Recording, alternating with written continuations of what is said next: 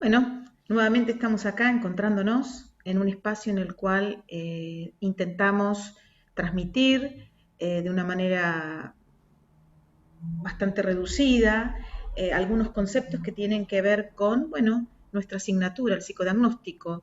En este caso en particular empezamos con el módulo 2, el módulo que tiene que ver con el psicodiagnóstico y los cuadros psicopatológicos, y hoy vamos a compartir la neurosis obsesiva, que por hecho me ha hecho obsesionar bastante para que puedan ustedes encontrar un material que les sea claro y puedan visualizar por esta vía algunas precisiones respecto de los datos que queremos marcar. Quiero aclarar con esto que, a ver, seguramente sería mucho más fácil digamos, transmitirles a ustedes una serie de indicadores en el cual nosotros podemos dar cuenta de la neurosis obsesiva.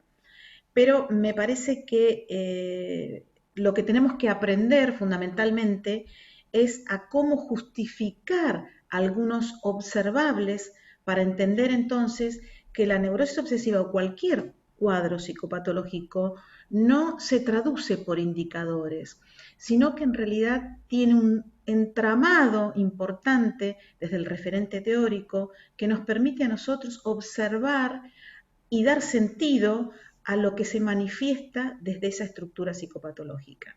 Por lo tanto, ustedes en esta presentación van a escuchar algunos lineamientos teóricos que yo considero que son básicos para que uno pueda entender después a qué refiere lo que refiere respecto de las técnicas. Así que bueno, vamos a compartir entonces este día de hoy hablando de la neurosis obsesiva. ¿Sí? Muy bien.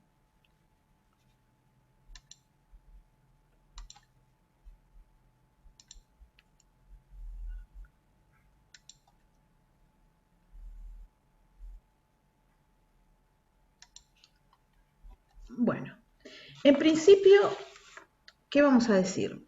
En principio vamos a decir que, y retomar el diccionario de Laplanche y Pontali, que en realidad define a la neurosis, fíjense, como una afección psicógena cuyos síntomas son la expresión simbólica de un conflicto psíquico que tiene sus raíces en la historia infantil del sujeto y constituyen compromisos entre el deseo y la defensa. Las formas clínicas que se describen tienen que ver dentro de la neurosis con la neurosis obsesiva, la histeria y la neurosis fóbica. Lo interesante de estas es que nosotros vamos, en estas formas clínicas me refiero, vamos a ir encontrando síntomas, defensas, puntos de fijación, de regresión, de conservación de la realidad, con particularidades diferentes en cada una de ellas. Por eso, decía al principio, que hoy en realidad nos vamos a centralizar en la neurosis obsesiva. Y vamos a decir que los factores que determinan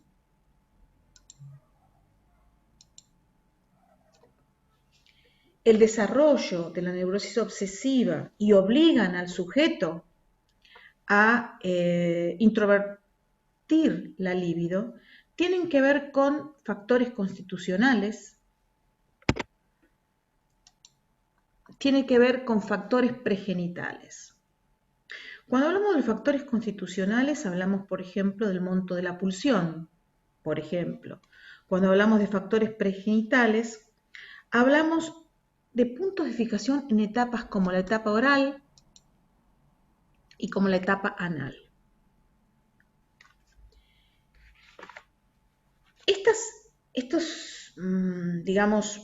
etapas de la libido, del desarrollo, eh, hablan de características distintas en cada una. Si hablamos de la etapa oral, hablamos de una madre dominante, autoritaria, frente a la cual surgen sentimientos de ambivalencia, de dependencia y hostilidad en el niño. Por lo tanto, va a tratar de complacerla, buscando hacer lo que ella desea que haga. Por otro lado, en la etapa anal, el niño a través de las heces siente que puede controlar a su mamá. Y acá es muy importante lo que llamamos la educación esfinteriana. Si la educación esfinteriana es demasiado precoz y exigente y contradictoria, al niño se le va a exigir más de lo que puede. Y ello contribuye a que a una formación de un superyo sádico, exigente, donde también se suman las expectativas contradictorias de la mamá. La mamá quiere que el niño pueda controlar esfínteres, que no se ensucie, y además le preocupa si no puede justamente lograr ese control, si no puede lograr esa evacuación. Por lo tanto, la constipación le preocupa. Estos extremos de que no se ensucie y de que, por otra parte, se pueda ensuciar, son contradicciones que generan campos de ansiedad. Y esos campos de ansiedad, en realidad, llevan a que el niño no sabe si para agradar a la madre tiene que ensuciarse o no. Esto es muy interesante verlo, ¿no? Porque determina, desde esta etapa misma, binomios que dan lugar a la duda inicial. Dar o no. Ser activo, pasivo. Sumiso, rebelde. La regresión, en realidad, se destaca como un mecanismo esencial en la neurosis obsesiva. Es más, facilita el retorno, en realidad, a la etapa anal en sus dos modalidades.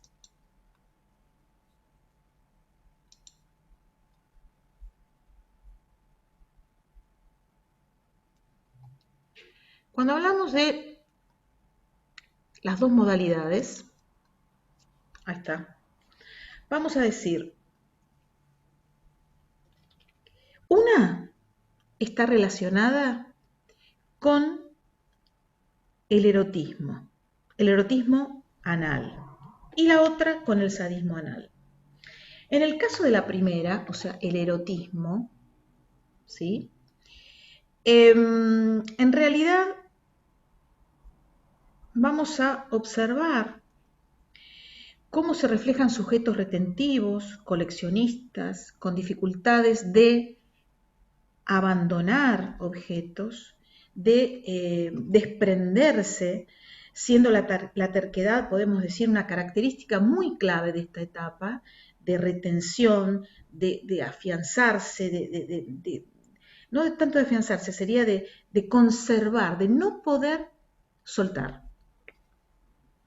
Si hablamos de un sadismo anal, ¿sí? De un sadismo, ¿qué vamos a observar? Impulsos hostiles hacia quienes prohíben fundamentalmente la satisfacción erótico anal, dando lugar en realidad a una gran ansiedad, desorden, crueldad, hasta agresividad, porque la impulsividad tiene esa carga agresiva. Esto lo que va a permitir es orientar la modalidad defensiva de la formación reactiva. ¿Para qué? Para neutralizar los impulsos. Entonces, dentro del erotismo anal se pueden reflejar la generosidad, la sumisión, y dentro del carácter sádico anal, por ejemplo, una limpieza exagerada, el detallismo, la escrupulosidad, la preocupación excesiva, ya sea por la limpieza, ya sea por la justicia.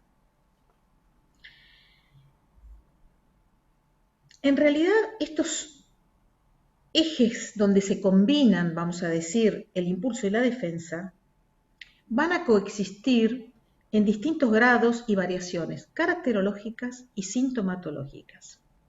Y lo que van a permitir es comprender cómo los síntomas son escapes sádicos al control defensivo disociado de la fuente original y a la vez son neutralizados o aplacados, por ejemplo, por algún ritual o técnica de anulación. Clínicamente, se puede decir que estos sujetos se encuentran invadidos por ideas insistentes, no deseadas. O sea, giran alrededor de la duda de temas como la metafísica, la pureza, la protección corporal, el cuidado por el medio ambiente, el orden, la precisión, y sobreestiman el poder de los productos mentales, otorgando un poder mágico a los actos mentales y a las palabras. Es interesante este punto porque de aquí podemos entender todo ritual, ¿no? Que el ritual es como una conjuración simbólica y toda conducta o pensamiento tiene o puede tener un significado terrible o sublime, ¿no?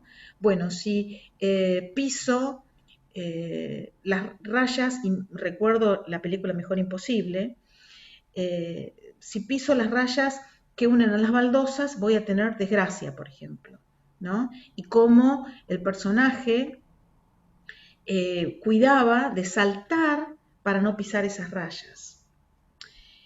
Es interesante porque cuando aparecen síntomas clínicos, las manifestaciones obsesivas, en términos generales, ceden lugar a los rasgos de carácter. ¿Cuáles son esos rasgos de carácter? Bueno, el sentido del orden. Cuando hablamos del sentido del orden, hablamos del aseo, de la puntualidad, de la corrección, ¿no? Y esa tendencia a la obstinación y a la terquedad, ¿no? Algo que rigidiza el acto en sí. A la retención, ¿no? Una tendencia a la retención de guardar, de conservar, de ya sea, no importa qué, ¿no? Pueden ser datos, pueden ser información, pueden ser objetos, como también la tendencia a hacer todo al mismo tiempo, porque es una manera de ahorrarlo, ¿no? Son sujetos que, por ejemplo, van al baño y se llevan el famoso libro para leer, ¿no? O están haciendo, lavándose los dientes y yendo al baño. O sea, en realidad son maneras de pensamiento que permiten como ahorrar un tiempo. Por otro lado, la meticulosidad excesiva, ¿no? Los detalles que siempre permiten ver solo el árbol y lo que pasa con el árbol y no así el bosque y dónde están esos otros árboles. El pudor, la vergüenza, la escrupulosidad, ¿sí? A veces los sujetos que sin presentar síntomas presentan un carácter obsesivo, no sufren, a diferencia de los sintomáticos que han ritualizado su vida de modo tal que con solo ajustarse a la rutina eluden la ansiedad. ¿Qué sucede? Dijimos que el carácter, ¿sí?, es no mórbido, o sea, es lo que está en sintonía con el yo. Pero bueno, no es tema de hablar del carácter acá, simplemente decir que qué pasa cuando hay síntomas, qué pasa cuando hablamos de los que son asintomáticos. El obsesivo, en realidad, llega a la situación edípica, pero por la carga que trae no puede superarla, es decir, no llega a la fase genital del desarrollo, y uno de los motivos es que la madre insatisfecha exige que el niño sea lo que ella hubiese querido ser. Lo aprisiona en su propio deseo. De esta forma, ratifica lo que el niño esperaba, y que es ser el objeto de deseo de la madre. Pero esta situación sin salida para el niño impide, por un lado, el acceso al padre, pero por el otro, el acceso al propio deseo, ya que cumplirá el deseo de su madre. O sea, ¿esto qué implica? Que nunca podrá tener deseos propios ni una auténtica relación con los otros. Ahora bien, otro motivo por el cual queda anclado, ¿sí?, en esta situación se relaciona con sentimientos de amenaza, de castración e insatisfacción dirigidos hacia el padre. El padre es un ser que lo aterra y la solución entonces es eliminarlo en vez de identificarse con él. Fíjense qué interesante, ¿no? El refuerzo de las amenazas de muerte hacia el padre, en el fondo, ¿qué refuerzan? Las amenazas de castración. De esta situación se desprende una identificación parcial, introyectada al padre en su instancia interdictora, o sea, no podés amar a tu madre. Se identifica con el no. Entonces, ¿qué surge? Surge la situación de prohibición del obsesivo, es decir, la prohibición de contacto con el objeto de deseo, que refiere a toda alusión de contacto, aunque fuera imaginaria. La situación de conflicto dada por la amenaza de castración permite el primer movimiento defensivo del yo, que es la regresión, ¿no? Esta le ayuda a desprenderse de la situación fálica por una anterior de su desarrollo. Y es interesante porque Schaeffer caracteriza 4 aspectos en la regresión. El primero es el lugar, o sea, dónde regresa la libido, ¿no? El segundo, o sea, regresión, ¿a qué etapa se regresa? El segundo tiene que ver con la fijación de la pulsión, ¿sí? A la etapa que regresa. El tercero alude a que muchas veces se recurren a regresiones anteriores de carácter oral para oponer y contrarrestar el carácter atemorizante y culposo de los impulsos que los invaden. Y por último, la ambivalencia. La ambivalencia que es característica del impulso obsesivo, porque da lugar a luchas interiores, ¿no? Hay como opuestos irreconciliables. Pasividad versus actividad, femenino versus masculino, sadismo versus masoquismo. ¿Se entiende? Por otra parte, Shapiro refiere a 3 características importantes en la neurosis obsesiva y habla de la rigidez del pensamiento, del modo peculiar de actividad con distorsión de la experiencia de autonomía y de la pérdida de realidad. ¿Y qué dice? Dice que la rigidez remite a inclusive una postura corporal tensa, persiste en una acción, en un estilo de pensamiento, lo que sería el dogma y todas las convicciones categóricas que se desprenden de aquel. La conversación con un obsesivo, les puedo decir que es frustrante. Pareciera que no experimenta ni acuerdo ni desacuerdo. ¿Pero por qué? Porque directamente no escucha al otro. Hay una atención indiferente que podemos diferenciarla sin duda de una persona cansada, porque en una persona cansada la atención se declina, mientras que en el obsesivo la atención está centralizada sobre el detalle del relato.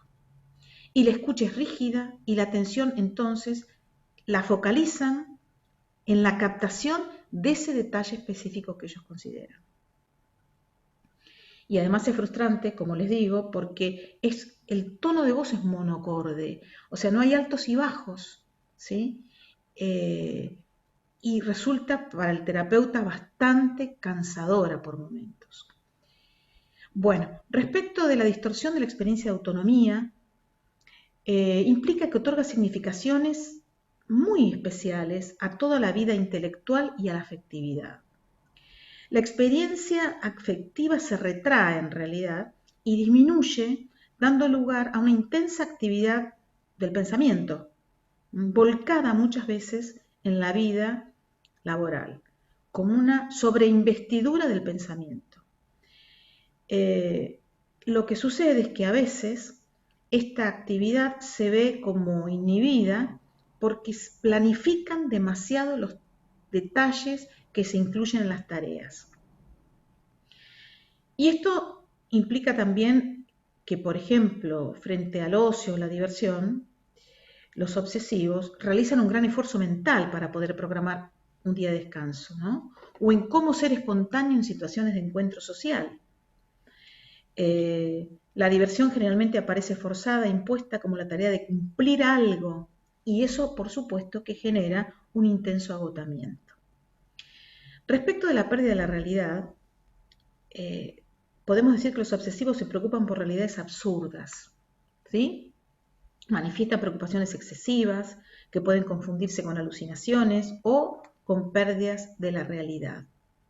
Y esto es muy interesante porque también lo van a observar en los fenómenos especiales en Roger, ¿no? Esto que parece y que manifiesta como ese alejamiento de la realidad.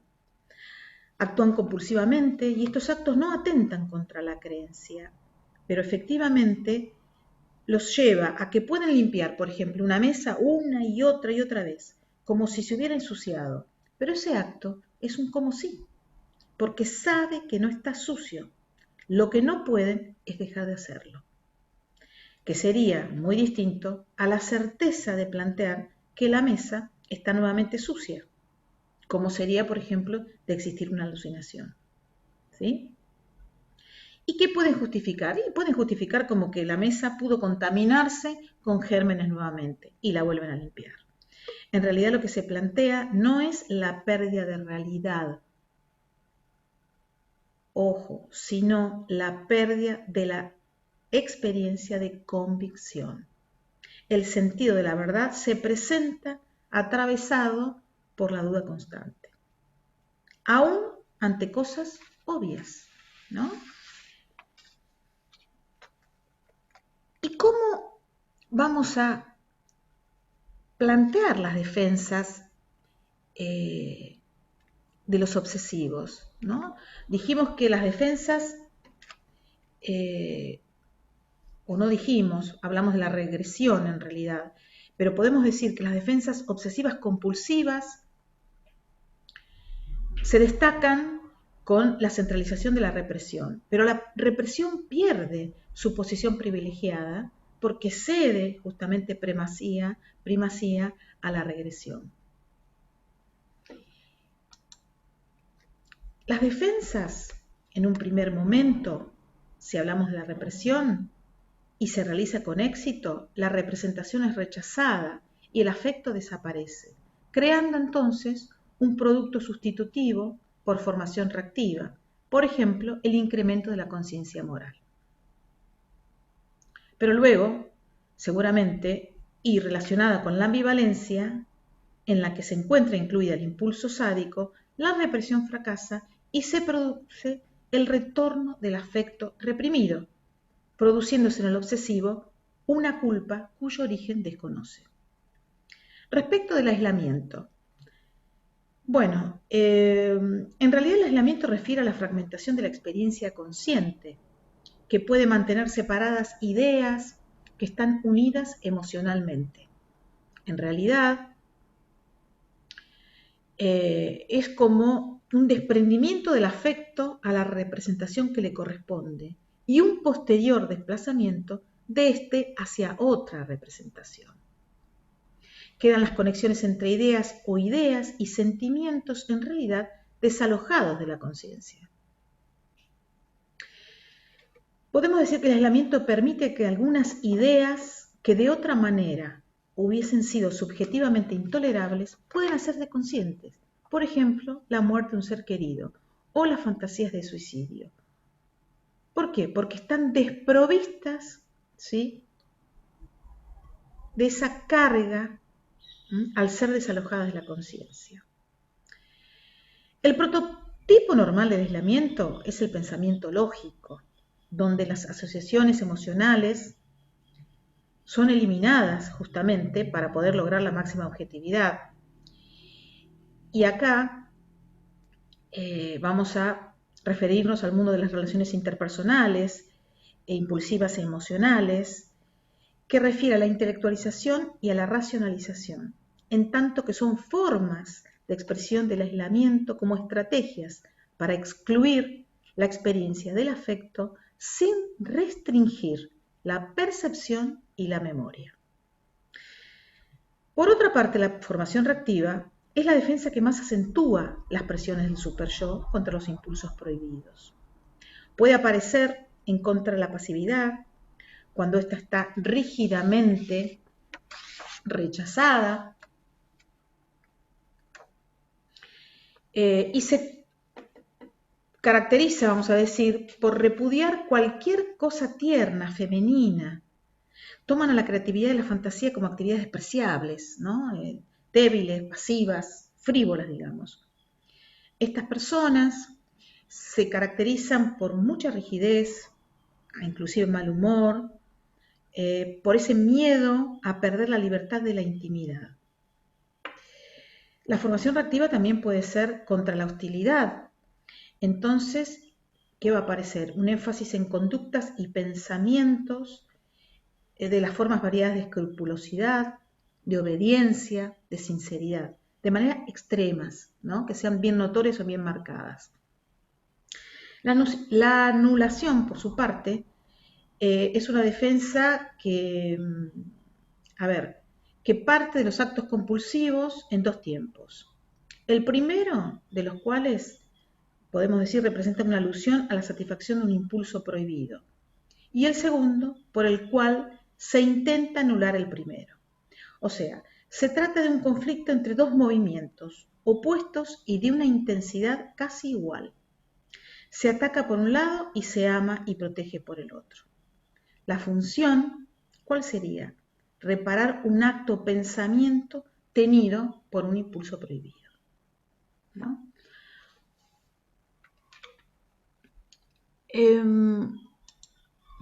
Interesante, creo que es poder ver estas manifestaciones, ahora sí, para poder entender cuando hablamos de esos indicadores o de esos observables que aparecen en los sujetos. Vamos a los casos que les voy a presentar para no hacerlo demasiado largo. Vamos a ir al caso... perdón.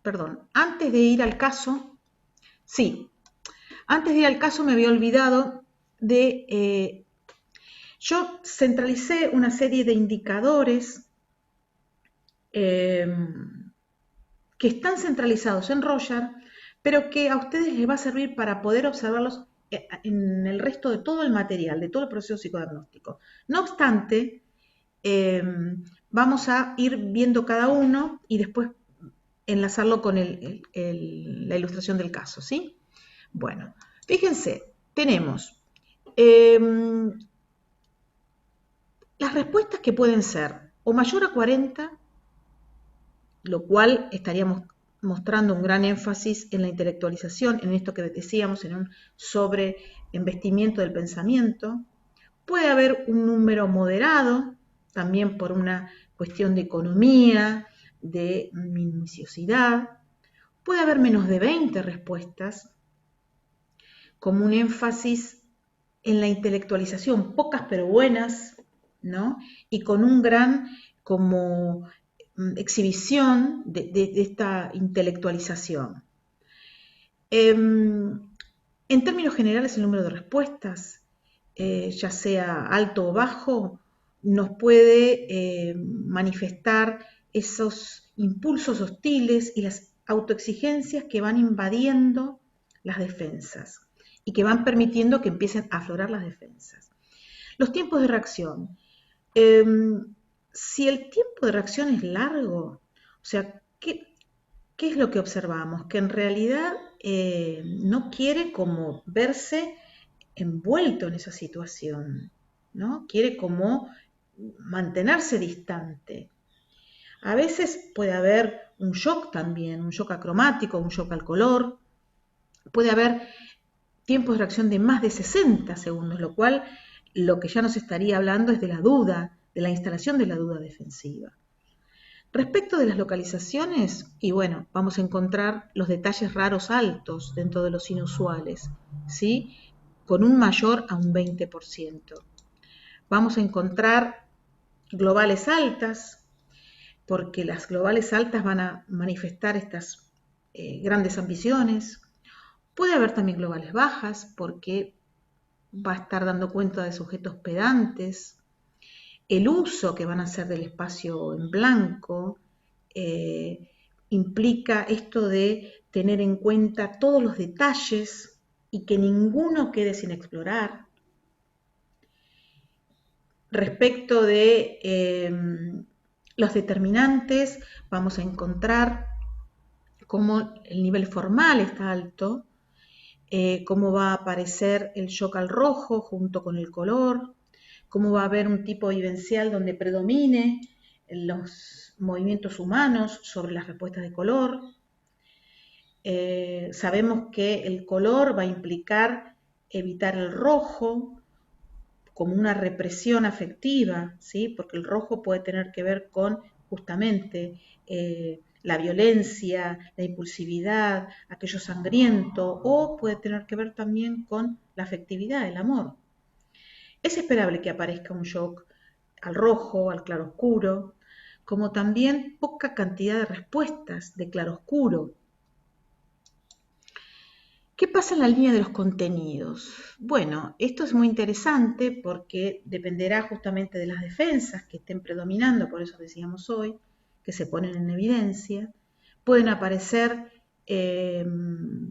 temas sádicos, masoquistas, que hablan de un alto componente superyoico, marcando la hostilidad, o puede haber una precisión y una, digamos, contenidos de robóticas, de como frialdad, de mucha precisión, lo cual estaría dando cuenta de aislamiento. El gran énfasis en lo que significa el conocimiento, la terminología precisa para poder establecer esa demostración acerca de lo que significan la intelectualización, la combinación de ciertas cualidades como de ingenuas, ¿sí? De provocación y travesuras que nos puede plantear la formación reactiva.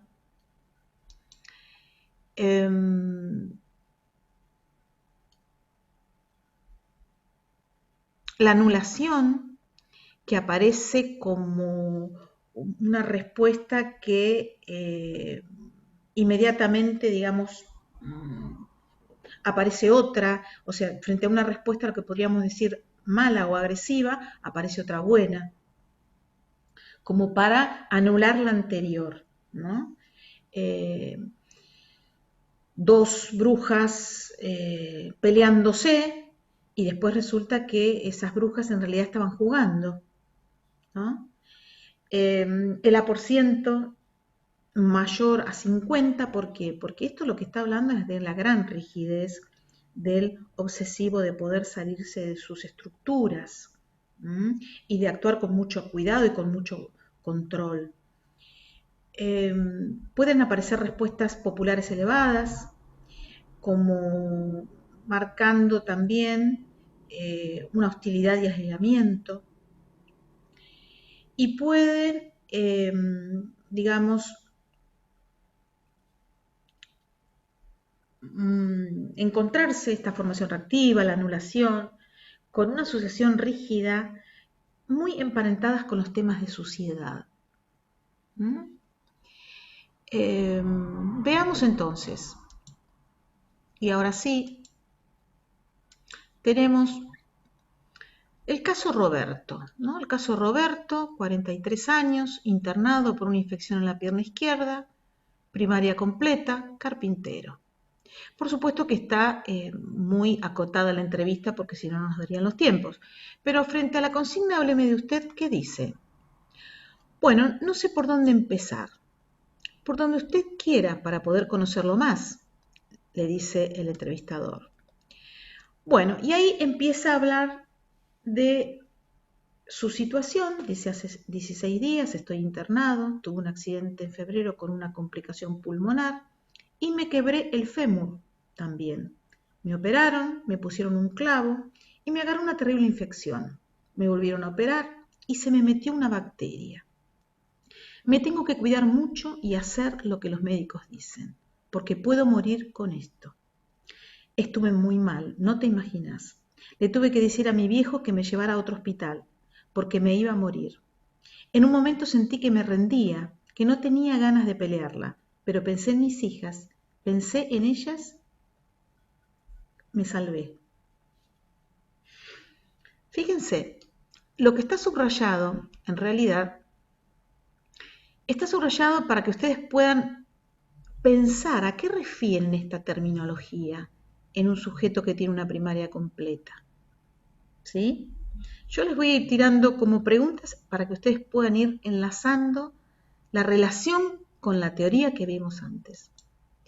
Fíjense la casa de este sujeto. Una casa en la cual se dedica tiempo, cuidado. El logro es hasta detallado al máximo, ¿no? No se puede ver bien, pero tiene cada una de las canaletitas del techo, igual que cada una de las maderas de las puertas, de las paredes, fíjense, las ventanas, ¿no? El detalle que está acá como de columnas, y algo como que rompe esto que estaba tan controlado, algo que se abre, algo que es como que se le escapó al control. Fíjense el árbol, ¿no? Un árbol que también requiere un gran detalle, hojas, muchas hojas que llevaron mucho tiempo en hacerse. Acá están más encimadas que acá están más abiertas. Un cuidado detallado que habla de estas particularidades que vimos, ¿no? Que me gustaría que ustedes hicieran un ejercicio respecto de qué es lo que podrían relacionar con esto. Estamos hablando de flexibilidad, estamos hablando de libertad, estamos hablando de una compulsión, ¿no? A seguir y rayita por rayita y cuadradito por cuadradito, ¿no? Muy interesante. ¿Qué aparece en Roger? Bueno, están muy extraídos y muy recortados, pero en Roger tenemos un total de respuestas de 16, un forma por ciento de 39, un forma más por ciento de 83 y un énfasis en el tipo vivencial introversivo. Vamos al siguiente caso. Caso Agostina, 25 años, voluntaria, estudiante universitaria. Frente a la consigna Háblame de vos, dice: terminé de cursar comunicación visual. Estoy trabajando freelance, haciendo webs y cosas de diseño. Soy mi propio jefe. Me gusta, pero tenés que tener disciplina con los tiempos. Ayer empecé el gimnasio, pero soy terrible pato y me esguincé. Me duele la pierna.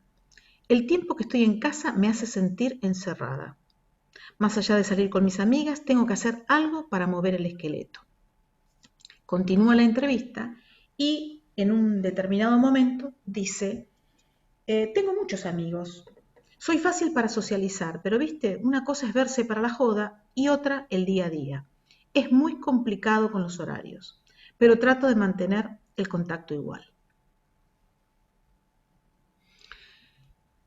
De igual manera, lo que aparece subrayado alude a esta dificultad del uso del espacio del tiempo libre, ¿no? Fíjense, esto de estar encerrada, esto de tener que estar haciendo algo permanentemente, de igual manera frente a los contactos y a los vínculos. Soy muy fácil para socializar, pero es muy complicado, ¿no? O sea, cómo esas contradicciones aparecen permanentemente, ¿no? Esas ambivalencias en realidad, más que contradicciones. Veamos qué pasó en el material. Bueno, tenemos un Bender muy organizado. También, si nos ponemos a ver en el detalle, como ustedes no lo van a ver seguramente en tanto detalle, fíjense que hay un remarcamiento, hay algunas zonas donde hablan de una mayor impulsividad. Si vamos a la casa, también aparece una casa con un trabajo importante que lamentablemente todavía no he aprendido a hacer bien el escaneo, entonces no me ha salido bien y apelo a que ustedes me sepan disculpar, pero que bueno, que traten de ver cómo hay un trabajo de reforzamiento, ¿sí? Sobre todo del área superior, del área que tiene que ver con el área del proceso mental, de los pensamientos. Bueno, el árbol es un árbol hermoso porque es un árbol que presenta como muchos remarques en el tronco, ¿no? Como si fuese la corteza, un tronco que está como muy tallado, muy trabajado, con muchas sinuosidades, ramas, pero que es importante que el matiz afectivo que transmite es de aislamiento, ¿no? Fíjense la persona, ¿no? Acá es interesante ver la persona cómo aparecen detalles importantes que tienen que ver con una bufanda, ¿no? Esto que de alguna manera tapa y controla, ¿sí? Todo lo que tiene que ver con el discurso y con los afectos, tapa la garganta y tapa el pecho en parte, ¿no? Cómo hay detalles de aros, ¿sí? Cómo la imagen en sí dice ser de una persona de 25 años, pero en realidad parece una persona mucho mayor, cómo en estos gráficos de las dos personas, que uno les pide que sean dos personas que en realidad estén en comunicación o que puedan estar realizando algo juntos, y que dice, a ver si podemos encontrar lo que escribe respecto de esas personas, que dice lo siguiente, a ver si lo tengo acá. Qué bueno es volver, se llama la historia. Pancho se despertó muy contento porque sabía que ese día llegaba su nieto Matías a visitarlo. Así que se levantó, preparó el termo y encendió la camioneta para que se calentara el motor. Cuando llegó a la terminal no lo reconoció porque no lo veía desde los 10 años y ahora tiene 16. Y tiene anteojitos y pecas. Pero igual él lo abrazó con cariño y partieron a casa. Cuando llegó, la abuela ya había preparado la comida, la favorita de Matías. Cuando terminaron de comer, jugaron al Jenga y Matías se dio cuenta qué bueno era volver. Fíjense qué transmite esa historia, ¿no? O sea, como una gran frialdad, un gran distanciamiento, una gran puesta de control afectivo en esto que nieto y abuelo se encontraran. Bueno, no quiero hacerlo más largo. En realidad me parece que hay mucho por hablar y por decir y por poder compartir respecto de la neurosis obsesiva, pero me parece que yo los desafío en parte a que ustedes desde los lineamientos teóricos puedan, y con el material que está subido y que queda, puedan ir armando qué observables como indicadores pueden encontrar y justificar, porque no es solo encontrar, no es solo decir por qué aparece la ambivalencia, sino entender que la ambivalencia tiene que ver justamente con una etapa de la construcción de la subjetividad muy importante que tiene que ver con la educación esfinteriana y que tiene que ver con esa manera de peculiar que el obsesivo tiene de relacionarse con su propia madre. Esto de retener y de soltar, esto de evacuar y retener, esto de lo va a marcar y va a poder ir introvertiendo, vamos a decir, estas características que lo van a como amalgamando y acorazando de todo lo que tiene que ver con el contacto frente a los otros. Entonces creo que es muy importante y es un desafío para que ustedes puedan hacer esa relación. Así que yo los dejo con esa tarea, me parece que está muy bueno que ustedes puedan empezar a pensar en el tiempo que tengan, porque de eso se trata, de que podamos hacer un intercambio y de que ustedes también puedan encontrar la manera de ir haciendo sus hipótesis. Así que me despido hasta la próxima estaremos viendo Histeria, los dejo con esta tarea, los dejo compartiendo y me alegra mucho volver a encontrarlos. Será hasta pronto.